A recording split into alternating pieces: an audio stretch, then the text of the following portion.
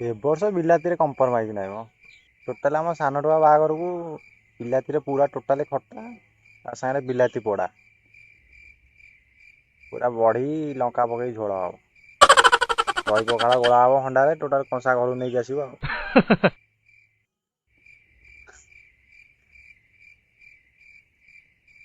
ସେଦିନ ମୁଁ ବିଲାତି ପଇସା ହିସାବ କରୁଥିଲି ହଠାତ୍ ମୋ 5 ଟଙ୍କିଆଟା ଗଡ଼ିଗଲା। Oh no!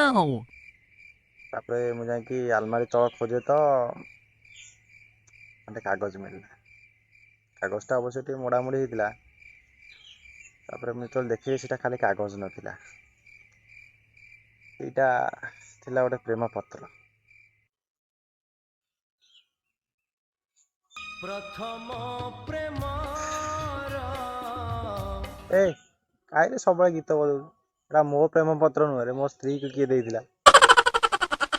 ସବୁବେଳେ ଗୀତ ବଜାଏ ବଦମାସ।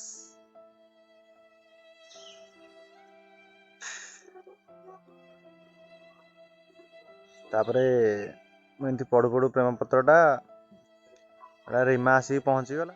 ତାପରେ ରିମା ଆସିକି ମତେ କହିଲା ଆଉ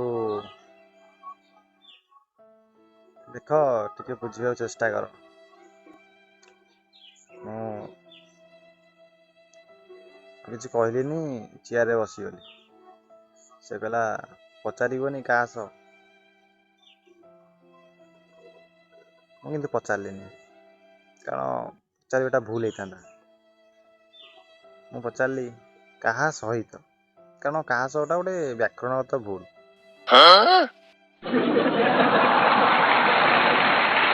ଆଉ ସଠିକ୍ ଏବଂ ନିର୍ଭୁଲ ଓଡ଼ିଆ କହିବା ସବୁ ଓଡ଼ିଆମାନଙ୍କ କର୍ତ୍ତବ୍ୟ।